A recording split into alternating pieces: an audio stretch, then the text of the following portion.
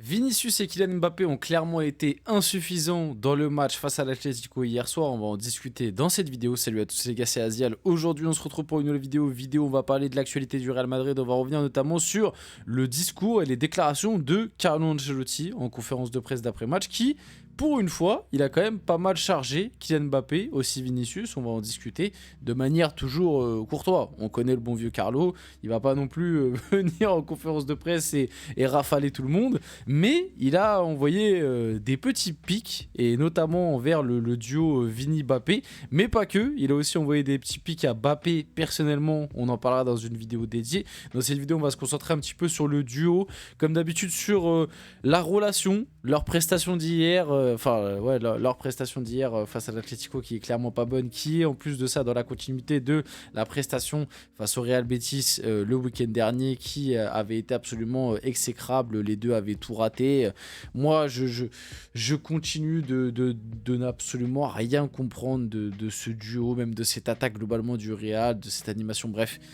Encore une fois, c'est une année où tactiquement, même dans certaines individualités, certaines complémentarités, il n'y a pas forcément d'alchimie, il n'y a pas forcément de cohérence, tu comprends pas forcément tout autour de ce Real, mais pour le moment, si je dois être honnête, c'est un Real qui est pas non plus, je trouve, totalement largué. Et si tu m'avais demandé mon avis il y a peut-être il y a quelques mois, peut-être que j'aurais été plus méchant sur... Enfin, c'est même sûr que j'ai été plus méchant sur l'avenir du Real. Au final, ils sont là en 8ème de finale de Ligue des Champions. Même s'ils ont perdu 7 points d'avance en Liga, ils ont encore la possibilité de... Enfin, ils sont encore en course pour le titre, même si là, ils ont pris quelques points de retard et qu'ils ont perdu beaucoup de points ces derniers temps, donc c'est inquiétant. Et ils ont de grandes chances de se qualifier pour l'écart, donc... Malgré tout, il y a beaucoup de choses à redire, mais la feuille de route globalement est là. Mais sur les prestats individuels et sur la relation entre Vini et Mbappé, ouais, tu commences un petit peu à retomber dans quelque chose d'inquiétant ces derniers temps. Donc avant que la vidéo commence, n'hésitez pas à liker, commenter, partager, vous abonner, ça fait toujours plaisir, ça aide pour le développement de la chaîne. Et nous, on va pouvoir aller dès maintenant et discuter un petit peu de tout ça et aussi de l'actualité du Real Madrid comme d'habitude. Donc Carlo Ancelotti sur le match de Vinicius et Mbappé hier. Jouer contre les défenseurs de l'Atlético n'est pas facile. Ils n'ont pas montré leur qualité, mais il y a le match retour.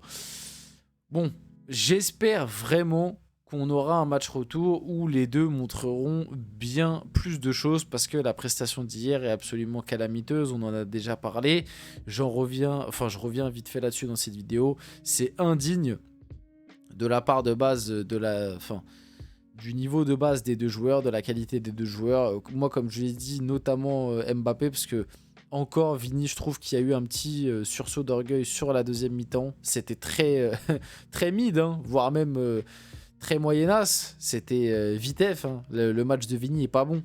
Mais Mbappé était dans une bien meilleure dynamique. J'avoue que j'avais beaucoup plus d'attentes envers Mbappé, notamment après son triplé face à City qui m'avait pas mal hypé, pas mal enjaillé. Et je m'étais dit, ah, peut-être que ça y est, Mbappé, il est lancé dans cette campagne de Ligue des Champions avec le Real Madrid. Parce que finalement...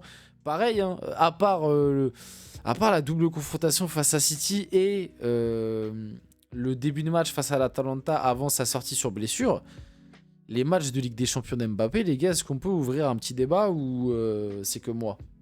Non, parce que prenez match par match, à part le début de match face à l'Atalanta et l'aller-retour face à City, et encore à l'aller... Il marque, mais je ne l'ai pas non plus... Enfin, si, il avait été bon quand même. Il avait été bon. Je ne vais pas faire mes 10 ans, il avait été quand même bon à l'aller. Ça n'avait pas été le meilleur, mais il avait fait le taf. Il avait été bon, il avait été buteur, en plus un but important. Mais c'est surtout le retour où je m'étais dit, ah, là, je retrouve le kiki de Bondy. Et ouais, je sais pas, hein, je sais pas si c'est sa dent, parce que si vous avez pas suivi, il s'est fait arracher une dent. Je sais pas si c'est le dentier, je sais pas d'où ça vient, mais une chose est sûre, là on a un Mbappé qui depuis 2-3 matchs, ça retombe un peu dans ses travers. Hein. Moi, comme je vous l'ai dit, face à l'Atlético, là j'ai revu le Mbappé du début de saison. Un Mbappé qui fait pas beaucoup de courses, décroche beaucoup mais pour pas grand chose, et pas bon, et très peu... on le voit très peu, pas beaucoup de différence, des contrôles ratés, des passes ratées, des remises ratées. Inquiétant. Donc j'espère qu'il me fera taire pour le match retour et qu'il continuera sa bonne dynamique, même si je suis pas supporter du Real, donc en soi je pourrais dire que je m'en fous, mais J'ai quand même envie de voir un Mbappé qui performe un peu, notamment pour potentiellement avoir une grande affiche pour les quarts et les demi. Si on a un Mbappé nul, ce sera un peu moins bien, on va pas se mentir. Et si on a un Mbappé nul pour le match retour, il y a même de fortes chances que le Real ait de grosses difficultés pour s'en sortir, même s'ils ont pris une bonne option avec cette victoire 2-1. Mais le match retour à l'Atlético, attention, même si j'ai du mal à voir l'Atlético gagner par 2 buts d'écart, mais attention qu'il t'emmène pas en prolongation ou au tir au but, quoi. Et pour Vini, pareil. Mais Vini, j'ai même limite envie de dire, c'est encore pire. Alors, pas pire sur le match d'hier, mais c'est encore pire sur la dynamique actuelle. C'est-à-dire que Vini, moi je suis désolé, sa saison, elle est pas bonne en vrai. Par rapport à ce qu'on en attendait, par rapport au... On parle d'un mec, je me répète beaucoup là-dessus, mais on parle d'un mec qui est ballon d'orisable, qui était à un cheveu de prendre le ballon d'or, même pas un cheveu, un ongle, un centimètre, prenez n'importe quelle mesure que vous voulez, mais Vini devait être ballon d'or même. Et au final, il l'est pas pour le Real Madrid, pour certaines raisons, pour les gens un peu plus raisonnables, ou alors qui n'ont pas accès aux infos qu'a le Real Madrid, voilà, bref, pour d'autres raisons. En tout cas, il l'a pas eu. Mais c'est un mec qui, en gros, est à un niveau ballon d'or de base. Et là, pour l'instant, sa saison, elle est très mid. Et encore, mid, je suis limite gentil un peu. Donc, on en attend beaucoup plus. On attend beaucoup plus. On va les attendre sur le match retour. Moi, je vais attendre un Mbappé et un Vinicius de qualité sur le match retour. Je continue encore une fois de dire que, pareil, pour le moment, je trouve qu'il n'y a pas trop d'alchimie entre les deux sur le terrain.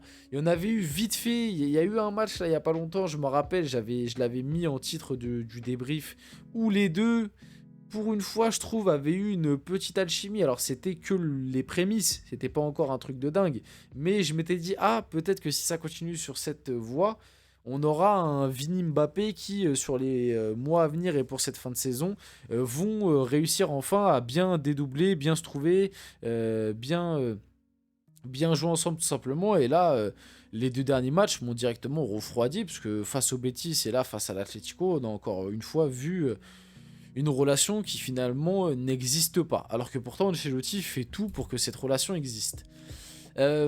Oui, on revient par rapport à ça. Donc c'était le match en coupe. Donc ça remonte un peu face à la Sociedad. Je trouve ça marrant, Toni Kroos qui a mis sous le post Instagram de capitaine Vinicius du coup, parce qu'il avait été capitaine lors de ce match, le temps d'une soirée. Maintenant, oui, tu peux parler avec les arbitres. Voilà, je trouvais ça très très drôle de la part de Toni Kroos de dire ça, que maintenant Vini pouvait parler avec les arbitres.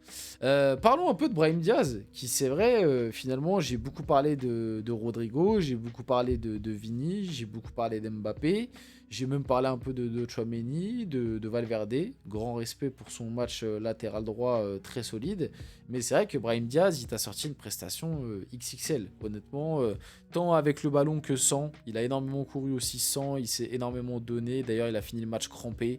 Il aurait pu être homme du match sur ce match. Rien à dire par rapport à ça, il a été excellent. Donc le Maroc a vraiment touché le gros lot. Le but de Brahim Diaz ce soir, le Marocain buteur contre Manchester City et l'Atlético. Et c'est vrai que j'avais même oublié qu'il avait été aussi buteur face à City. Brahim Diaz, hein, comme d'hab, hein, clutch. Mais là, cette fois-ci, c'était en tant que titulaire. D'habitude, c'est plus en tant que super sub.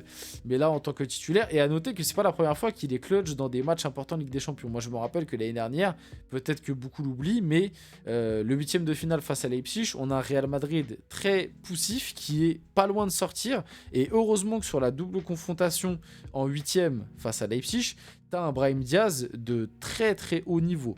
Parce que je me rappelle que Vini et Rodrigo, d'ailleurs je me demande si Rodrigo n'était pas blessé sur l'un des 2 matchs. En tout cas, j'ai très peu de souvenirs de Rodrigo sur le match face à Leipzig, mais je me rappelle que Vini avait pas été excellent et d'ailleurs était pas loin du rouge. On s'en rappelle pour une altercation avec Orban où il le pousse au niveau de la gorge, il était pas loin du rouge et il avait pas été d'un très bon niveau sur la double confrontation, et heureusement qu'on avait eu un Brahim qui lui par contre avait répondu présent, et après Vini a pris le relais pour les quarts, les demi et la finale.